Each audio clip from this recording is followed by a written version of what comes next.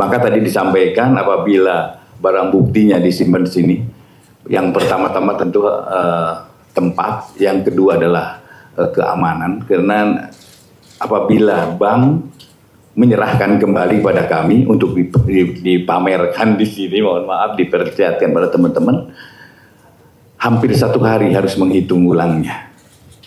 Kemudian nanti kami kembalikan lagi, mereka akan menghitung lagi. Dan ini memang mohon maaf jadi memakan waktu, tapi dana ini ya ada di Ekstrakon BRI. Dan untuk teman-teman sebagai info aja, mulai pelaksanaan hasil kinerja, capaian kinerja dimulai dari bulan tanggal 20 Oktober sampai 31 Desember 2024 untuk seluruh Indonesia. Jadi kami memang meminta untuk melakukan percepatan penanganan perkara di seluruh Indonesia. Yang pertama adalah penyidikan. Penyidikan periode 20 Oktober sampai 31 Desember adalah 236 perkara penyelidikan. Kemudian untuk penyidikan 331 perkara. Penuntutan 356 perkara. Upaya hukum 150 perkara. Kemudian pelaksanaan eksekusi 327 perkara. Sehingga menghasilkan PNBP adalah 199 miliar. Itu dalam periode 20 Oktober sampai Desember. Kemudian penyitaan uang tunai rupiah sebanyak 5,7 triliun. Maka tadi disampaikan apabila barang buktinya disimpan di sini, yang pertama-tama tentu tempat, yang kedua adalah keamanan, karena apabila bank menyerahkan kembali pada kami untuk dipamerkan di sini, mohon maaf diperlihatkan pada teman-teman, hampir 1 hari harus menghitung ulangnya. Kemudian nanti kami kembalikan lagi, mereka akan menghitung lagi. Dan ini memang mohon maaf jadi memakan waktu, tapi dana ini ya ada di Ekstrakon BRI. Kemudian uang mata uang asingnya yang dikompensi itu sekitar 920 miliar. Kemudian emas logam yang dikonvensi itu sekitar 84 miliar. Sehingga total yang tadi juga sudah disampaikan oleh Pak Menko adalah sebanyak 6 triliun 722786438,726 rupiah. Kemudian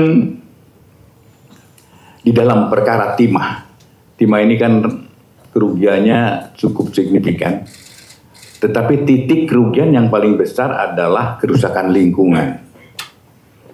Kita bersyukur bahwa kerusakan lingkungan itu dapat dibuktikan oleh jaksa di dalam persidangan, karena biasanya adalah sangat sulit untuk menentukan itu. Dan kita bersyukur bahwa kerusakan lingkungan yang selama ini tidak tertanggulangi, ya, insya Allah dana ini apabila nanti bisa kita ambil dan kita sita, bisa digunakan untuk perbaikan lingkungan. Kalau teman-teman misalnya untuk timah, datanglah ke Bangka, lihat dari pesawat di bawah itu, begitu rusaknya lingkungan itu. Itulah insya Allah dengan dana-dana yang ada apabila nanti bisa untuk dikembalikan kepada pemerintah untuk perbaikan lingkungan akibat dari pertambangan ini. Dan dalam rangka itu kita menetapkan 5 korporasi perusahaan timah. Ada 5 korporasi yang akan kami jadikan dan hari ini akan diumumkan, ya. Perkaranya hari ini diumumkan bahwa perkara ini dalam tahap penyidikan maksud kami. Dalam tahap penyidikan, nanti Jampitsus yang akan menyampaikannya. Yaitu yang pertama adalah PT RBT, yang kedua adalah PT SB, yang ketiga PT SIP, yang keempat PT TIN, dan yang kelima PT PIP. Tentang kerugiannya nanti mungkin akan diperjelas oleh Pak Jampitsus.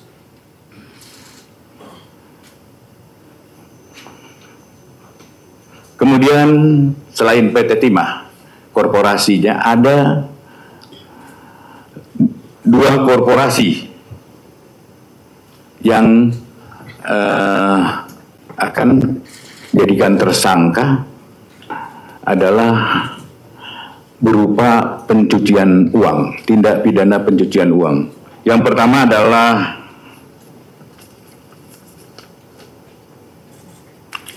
PT AL atau PT Alpaledo. Yang kedua PT MRM atau Motorrado Mas. Tapi sebagai ancar-ancar saya juga ingin sampaikan kerugiannya berapa sih? Kerugian untuk kerusakan lingkungan untuk PT Timah, PT RBT itu 38,5 T. Kemudian PT SB sekitar 23,6 T. PT SIP 24,3 T. PT TIN 23,6 T. PT PIP adalah 42 T. Kemudian untuk Duta Palma adalah pencucian uang. Ada dua PT ini. Kita memang perhitungan pastinya nanti sedang dilaksanakan oleh Pak Ateh BPKP. Itu answer-answernya adalah 73 T. Itu yang pencucian uang dari Duta Palma. Kemudian untuk DES,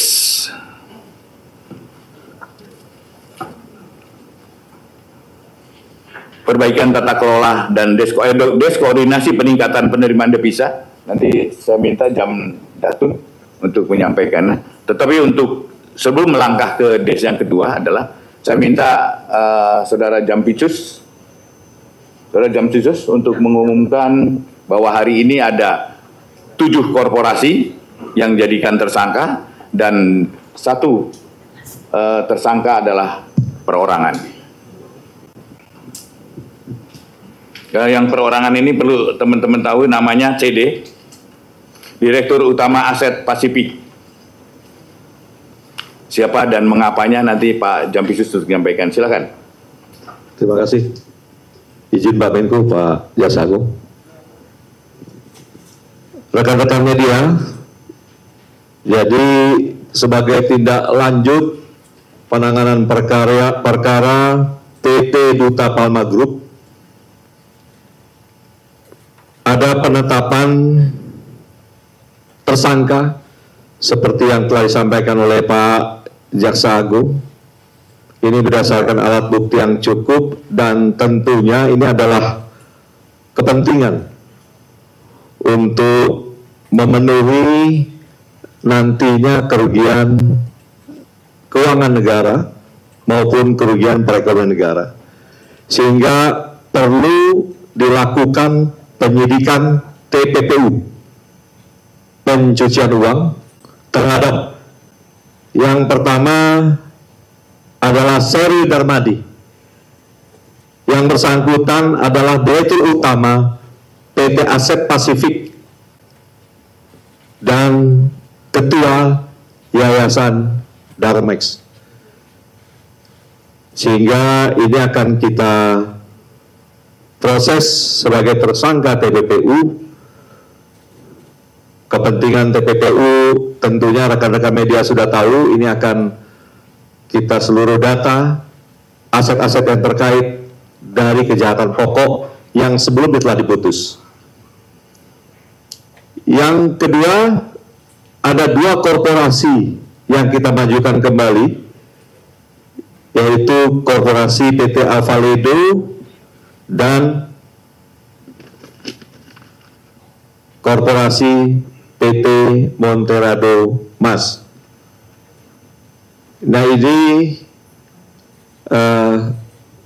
tambahan ya, korporasi yang lain juga sudah proses sidang dan ini ada tambahan.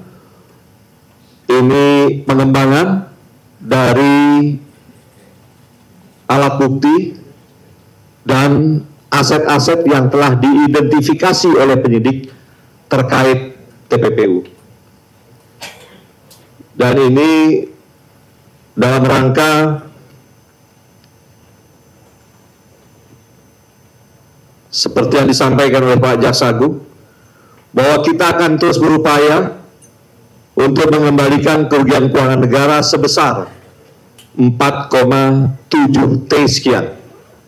Dan di perkara Surya Darmadi ini juga jaksa menuntut kerugian perekonomian negara sebesar 73,9 T. Dua ini akan kita upayakan melalui proses penyidikan TPPU seperti yang telah kami sampaikan. Yang kedua adalah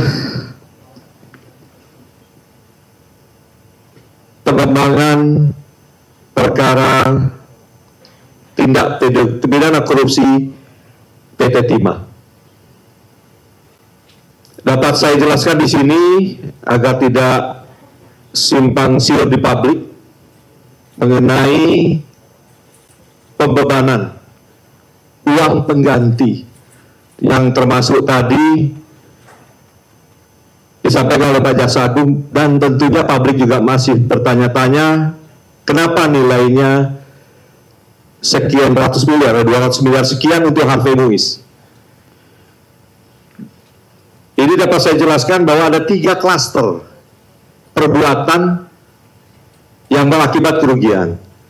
Yang pertama mengenai adanya kerjasama sewa alat atau smelter pihak swasta dengan PT Timah. Kemudian yang kedua adanya perbuatan tentang transaksi timah dari PT Timah yang dilakukan penjualan oleh pihak swasta.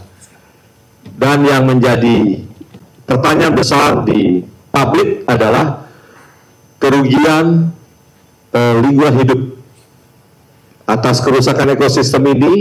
Hakim sependapat, saya garis bawahi ya, hakim sependapat bahwa kerusakan lingkungan hidup ini adalah kerugian negara dalam kualifikasi tindak pidana korupsi.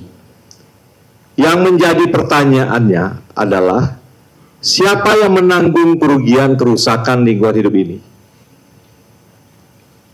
Oleh karena itu, dari alat bukti, penyidik memastikan peran dan berapa uang yang diterima oleh masing-masing tersangka. Nah, itulah yang menjadi pertimbangan bagi jaksa penuntut umum untuk melakukan pembebanan uang pengganti. Oleh karena itu, hasil ekspos, Jaksa Agung memutuskan bahwa kerugian kerusakan lingkungan hidup ini akan kita bebankan kepada perusahaan-perusahaan sesuai dengan kerusakan yang ditimbulkan oleh masing-masing perusahaan tersebut. Dan itu juga sudah ada dalam putusan pengadilan. Sehingga ditetapkan yang pertama adalah korporasi PT Refined Bangka Tim atau PT RBT. Yang kedua korporasi PT SIP atau PT Stanindo Inti Perkasa.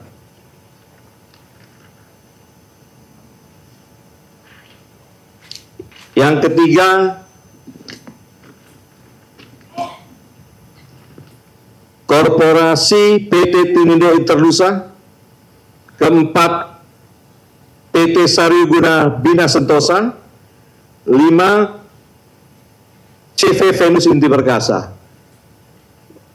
Supaya tidak simpang siur kembali di publik, tentunya akan ada pertanyaan masing-masing berapa perhitungan kerugian akibat kerusakan lingkungan yang telah dilakukan oleh perusahaan tersebut.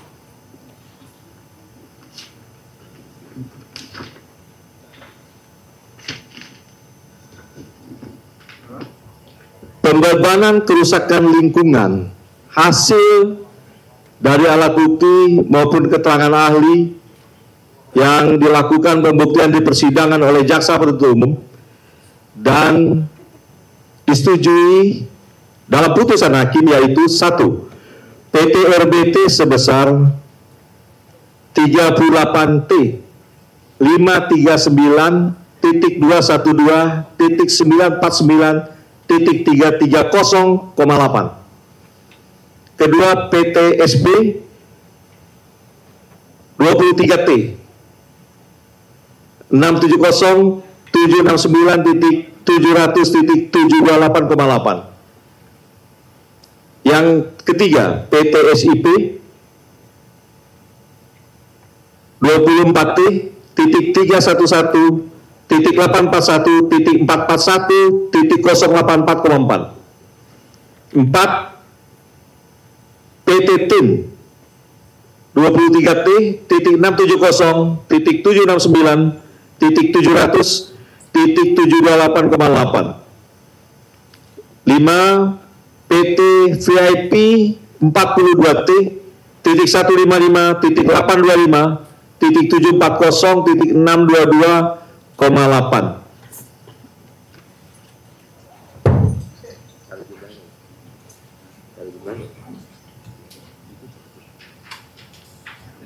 Ini sekitar jumlahnya 152 T. Sisanya dari 271 yang telah diputuskan oleh hakim dan itu menjadi kerugian negara, ini sedang dihitung oleh BPKP. Siapa yang bertanggung jawab tentunya akan kita tindak lanjuti dan akan kita segera sampaikan ke publik.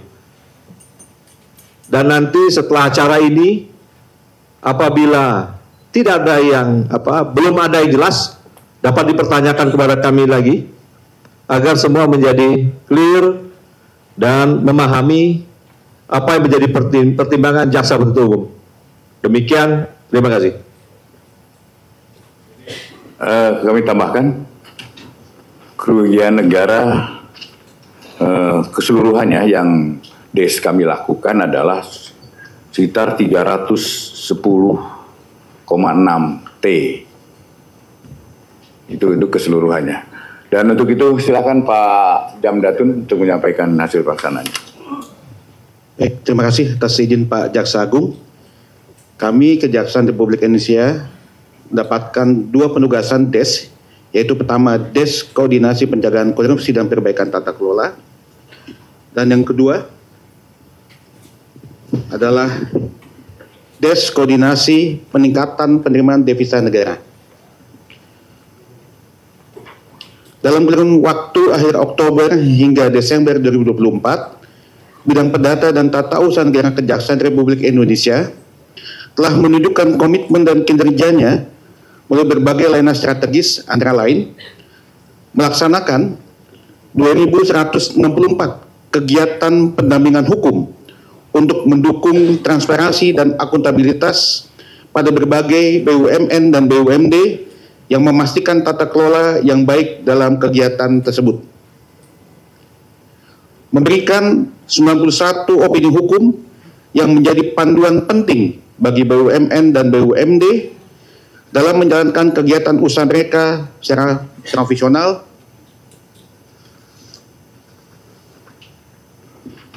dengan memperhatikan kepatuhan dan mitigasi risiko sesuai dengan peraturan perundang-undangan.